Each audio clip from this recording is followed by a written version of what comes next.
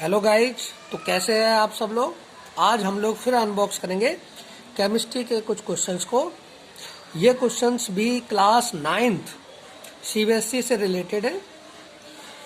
Chapter 4 structure of the atom में जो exercise दी गई है एनसीईआरटी बुक में, उसी से ये क्वेश्चंस जो है रिलेटेड है। क्वेश्चन नंबर 13 सबसे पहले हम लोग सॉल्व करने वाले हैं। क्वेश्चन नंबर 13 एनसीईआरटी की बुक जिन बच्चों के पास है, अगर वो उसमें देखेंगे तो एक्सरसाइज का ये क्वेश्चन नंबर 13 है। क्वेश्चन क्या है? Composition of the nuclei of the two atomic species X and Y are given as under. दो हमारी एटॉमिक स्पीसीज है एक्स एंड वाई, इनकी कंपोजिशन दी गई है। न्यूक्लियस में क्या प्रेजेंट होते हैं? प्रोटॉन और न्यूट्रॉन। कंपोजिशन का मतलब इसमें यह बताया गया है कि जो हमारा एटॉमिक स्पीसीज एक्स है उसमें कितने प्रोटॉन है, कितने न्यूट्रॉन है। ऐसे ही जो दूसरी एटॉमिक स्पीसीज है वाई, उसमें कितने प्रोटॉन्स है, कितने न्यूट्रॉन्स है, ये हमें गिवन है। जो हमारी एटॉमिक स्पीसीज एक्स है उसमें प्रोटॉन है 6, न्यूट्रॉन है 6, और जो दूसरी एटॉमिक स्पीसीज है वाई, इसमें हमारे जो प्रोटॉन्स कितने हैं 6, न्यूट्रॉन्स कितने हैं 8। इस इंफॉर्मेशन के बेस पे गिव द मास नंबर। आपको मास नंबर कैलकुलेट करना है दोनों ही एटॉमिक स्पीसीज का, एक्स का भी और वाई का भी। सबसे पहले आपको क्या कैलकुलेट करना है? Mass number. फिर आपको बताना है what is the relation between the two species. ये जो दो स्पीसीज है इनमें क्या रिलेशन है ना। इस तरीके का ये क्वेश्चन है, इसको आपको सॉल्व करना है। स्टूडेंट, सबसे पहले हम ले लेते हैं मास number of x. Mass number का क्या फार्मूला होता है? Number of proton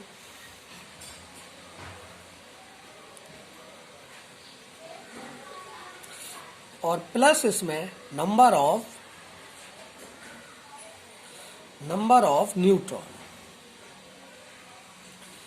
mass number निकालने का क्या तरीका है कि आप प्रोटॉन्स और न्यूट्रॉन्स को ऐड कर दो। तो एटॉमिक स्पीसीज एक्स के लिए प्रोटॉन्स कितने हैं 6, न्यूट्रॉन्स भी है 6, तो यहां पर भी आप 6 रखो, प्लस यहां पर भी 6 और 6 को अगर हम ऐड करेंगे तो क्या आएगा? आंसर 12। ऐसे mass number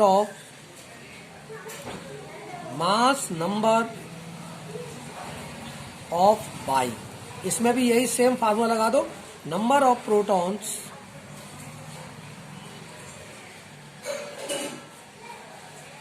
plus number of neutrons. ये आपको याद होना चाहिए। मास नंबर कब निकाल पाएंगे आप? जब आपको पता हो प्रोटॉन्स और न्यूट्रॉन्स। जितने प्रोटॉन्स हैं और जितने न्यूट्रॉन्स हैं, अगर दोनों को हम ऐड कर दें तो जो सम आएगा वही मास नंबर होता है। तो इसमें कितने? 6 और 8।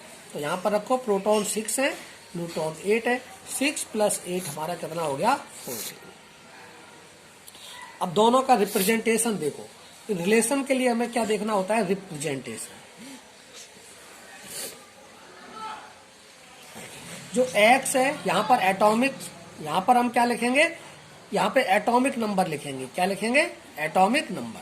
कितना होगा एटॉमिक नंबर? जितने प्रोटॉन है यानी कि 6, और मास नंबर क्या है? 12। ऐसे ही अगर हम इसका देखें वाई का रिप्रेजेंटेशन देखें तो वाई में हमारा क्या?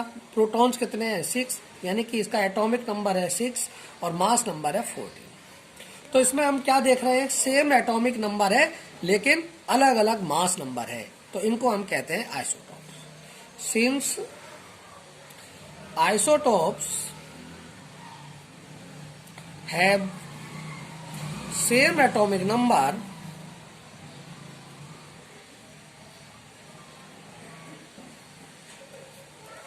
but different mass number,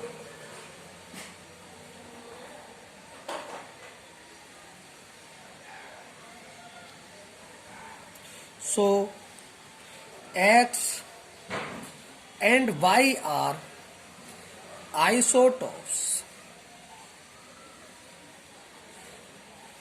of carbon.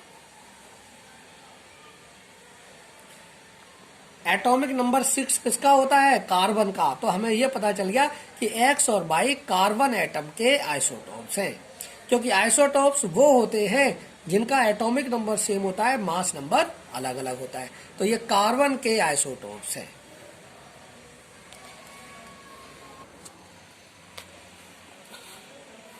Students, NCERT exercise का ये क्वेश्चन नंबर 9 है। इसमें आपसे क्या पूछा गया है? सोडियम हैज कंप्लीटली फिल्ड के एंड एल सेल। Na को हम क्या कहते हैं? सोडियम। ये सोडियम का सिंबल है। सोडियम में कंप्लीटली फिल्ड के एंड एल सेल होती है, इसको एक्सप्लेन करना है। तो सबसे पहले इसमें आपको याद होना चाहिए क्या? Atomic number. यहां पर सबसे पहले आपको जो लिखना है, एटॉमिक नंबर लिखना है। किसका? सोडियम का। ये आपको इसमें याद होना चाहिए। कितना है? 11। इलेक्ट्रॉनिक कॉन्फ़िगरेशन लिखो। इलेक्ट्रॉनिक कॉन्फ़िगरेशन क्या आएगा? 2, 8 और 1। तो अकॉर्डिंग टू वोरवरी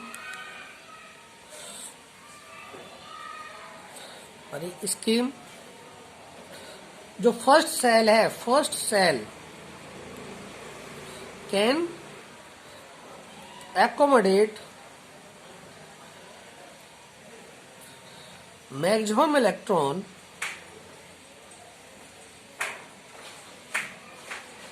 कितना? 2n square. n की जगह हमें क्या लिखना है? फर्स्ट सेल है तो 1 लिख दो, 1 का square.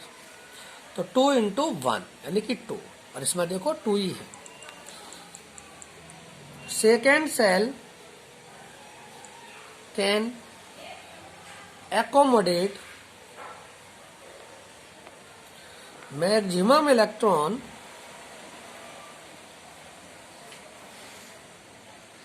is equal to 2n square. 2n कितना रखना है? इस बार सेकेंड सेल है तो n की जगह पर रख दो आप 2। तो हमारा कितना आया ये? 2 का स्क्वायर कितना होगा? 4। 4 2 जा 8। और देखिए आप यहाँ पर 8 ही है, तो मतलब so this Na has completely filled K and L shell. ये चीज हमने यहाँ पे प्रूव कर दी। क्या? क्योंकि जो K सेल है, फर्स्ट सेल कौन सी होती है? K में ज्यादा से ज्यादा इलेक्ट्रॉन कितने आ सकते हैं? 2, और देखो यहाँ पे 2 ही है। सेकेंड सेल क्या होती है? L। तो L में भी ज्यादा से ज्यादा कितने इलेक्ट्रॉन आ सकते हैं? 8। तो देखो 8 ही है। तो इसका मतलब ये चीज यहाँ पे एक्सप्लेन हो गई कि sodium has completely filled K and L shell. ये बोरवरी स्कीम के द्वारा हमने इस बात को एक्सप्लेन किया हुआ है। स्टूडेंट, ये भी एनसीईआरटी बुक का एक्सरसाइज का क्वेश्चन नंबर 7 है। इसमें आपसे पूछा गया है define valency by taking example of silicon and oxygen. आपको वैलेंसी की डेफिनेशन देनी है, और किसका एग्जाम्पल लेके? सिलिकॉन और ऑक्सीजन का। तो सबसे पहले तो आपको पता होना चाहिए एटॉमिक नंबर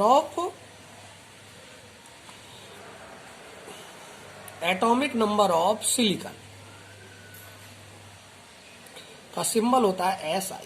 कितना है? 14। तो इसका इलेक्ट्रॉनिक कॉन्फ़िगरेशन क्या हो जाएगा? इलेक्ट्रॉनिक कॉन्फ़िगरेशन ये आपको लिखना आना चाहिए। पहली सेल में 2 इलेक्ट्रॉन, सेकेंड सेल में 8 इलेक्ट्रॉन। 2 और 8 कितना हो गया? 10। लेकिन है कितने? 14। तो 14 में से 10 माइनस करो, क्या? 4। Since it has 4 valence electron, so its valency is 4। Silicon की वैलेंसी कितनी है? 4 है। क्यों? क्योंकि इसमें वैलेंस इलेक्ट्रॉन कितने हैं? 4। तो ये 4 बॉन्ड बना सकता है हाइड्रोजन के साथ, इसलिए इसकी वैलेंसी कितनी है? 4। सिमिलरली अगर हम देखें किसमें क्या है? ऑक्सीजन। तो एटॉमिक नंबर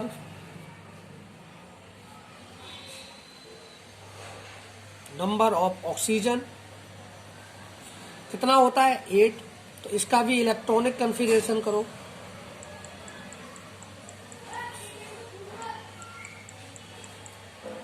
इलेक्ट्रॉनिक कॉन्फ़िगरेशन कितना आएगा, पहली सेल में 2, सेकेंड सेल में 6। अब since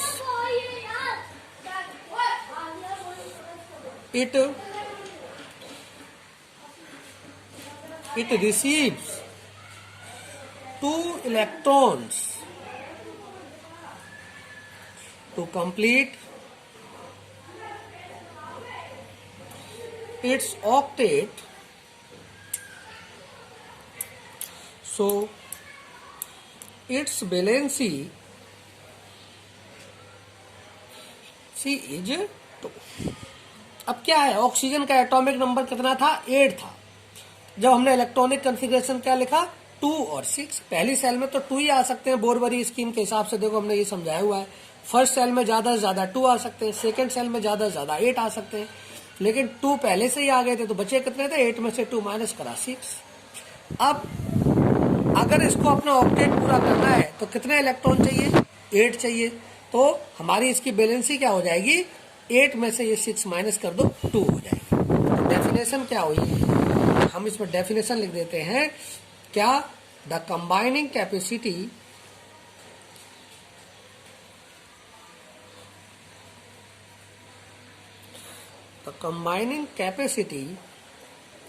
of the atom to form chemical bond is called valency। ये डेफिनेशन आपको लिखनी थी, इसको हम इन्वर्टेड कॉमा में बंद कर देते हैं। The combining capacity of the atom to form chemical bond is called valency. Valency की ये डेफिनेशन होती है कि हमने क्या बताया कि ये जो सिलिकॉन है, सिलिकॉन के लास्ट सेल में यानी कि वैलेंस सेल में 4 इलेक्ट्रॉन है, तो ये 4 हाइड्रोजन के साथ सिंगल बॉन्ड बना सकता है। ऐसे ही हमारा जो है ये ऑक्सीजन है, ऑक्सीजन को क्या जरूरत पड़ेगी, 2 इलेक्ट्रॉनों की जरूरत पड़ेगी अपना ऑक्टेट पूरा करने के लिए, इसलिए इसकी वैलेंसी क्या है, 2 है। तो डेफिनेशन क्या हुई, the combining capacity of the atom to form chemical bond is called valency. इस तरीके से आपको अपना आंसर फ्रेम करना था। स्टूडेंट ये भी आपकी जो एनसीईआरटी की बुक है क्लास 9th के बच्चों की, उसका एक्सरसाइज का ये क्वेश्चन नंबर 8 है। Explain the example, explain with examples, atomic number, mass number, isotopes और आइसोमर्स।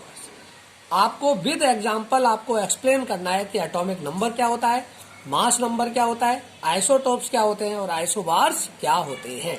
तो हम लोग एक एक करके इनको एक्सप्लेन कर लेते हैं। एटॉमिक नंबर आपको कितना लिखना है एग्जाम के व्यू से, वो हम आपको बता रहे हैं। और जो चैनल वाले क्या करते हैं, इतना समझा देते हैं जितनी आपको जरूरत नहीं है। बच्चे को अपनी नीड के अकॉर्डिंग आंसर आना चाहिए, अपनी क्लास के स्टैंडर्ड के हिसाब से। एटॉमिक नंबर क्या होता है, the number of protons, the number of protons present in the nucleus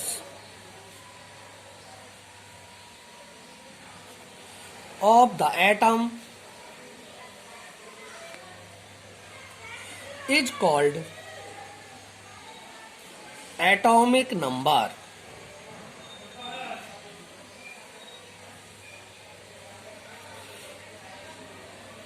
देखो इसको फार्मूले के हिसाब से कैसे लिख देंगे, atomic number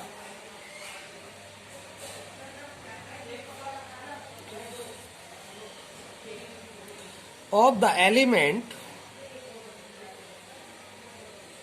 is equal to number of protons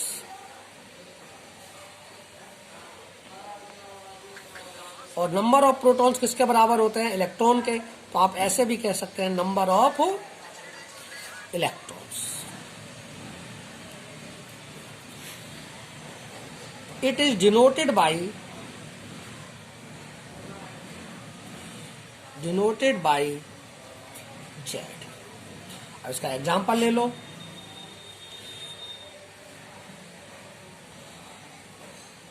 for sodium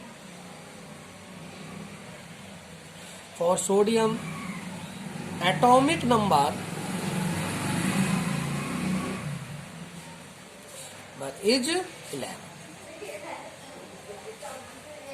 अब सेकंड हमारा क्या है, mass number.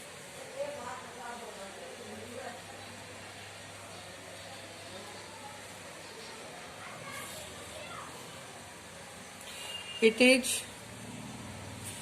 denoted by A. The sum of the number of protons and number of neutrons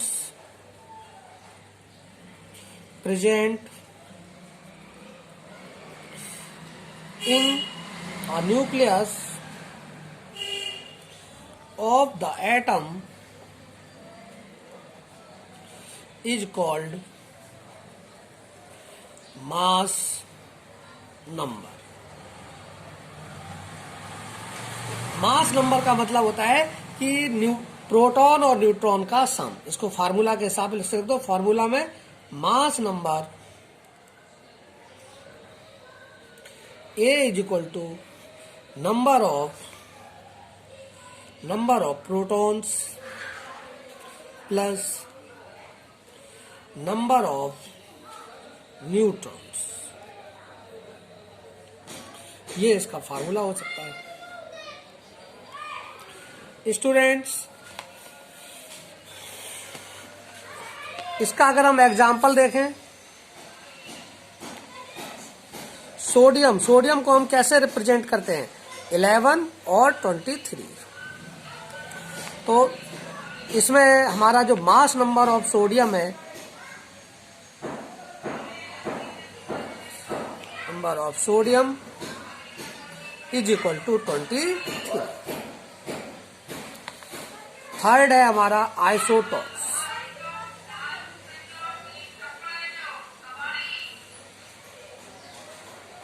isotopes क्या होते हैं, जैसे हाइड्रोजन के हमारे क्या आइसोटॉप्स 1,1, 1,2, 1,3। इसको हम कहते हैं प्रोटियम, इसको हम कहते हैं ड्यूटेरियम, इसको हम कहते हैं tritium.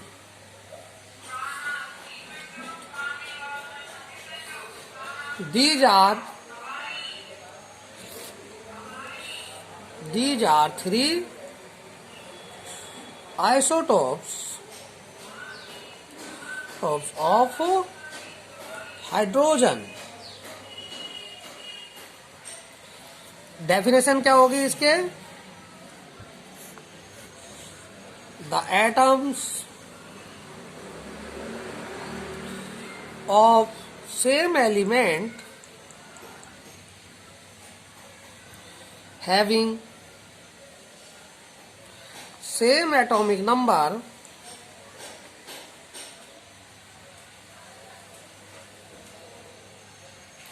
but different mass number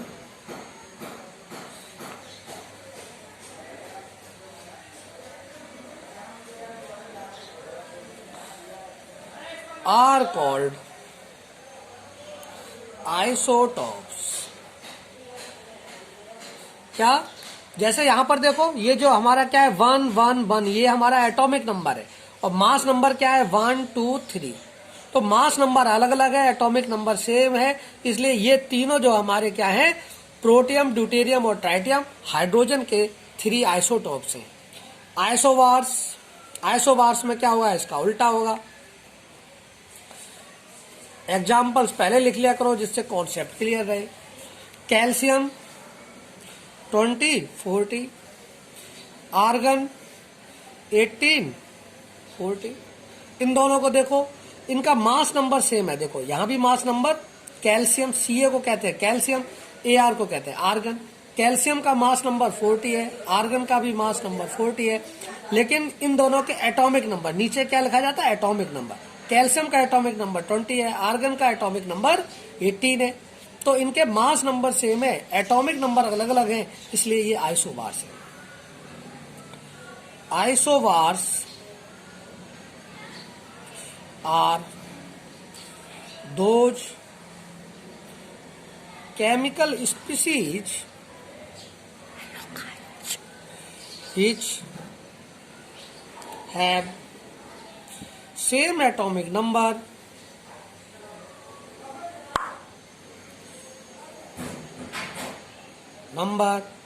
but same atomic number नहीं है, यहां पर same atomic mass but different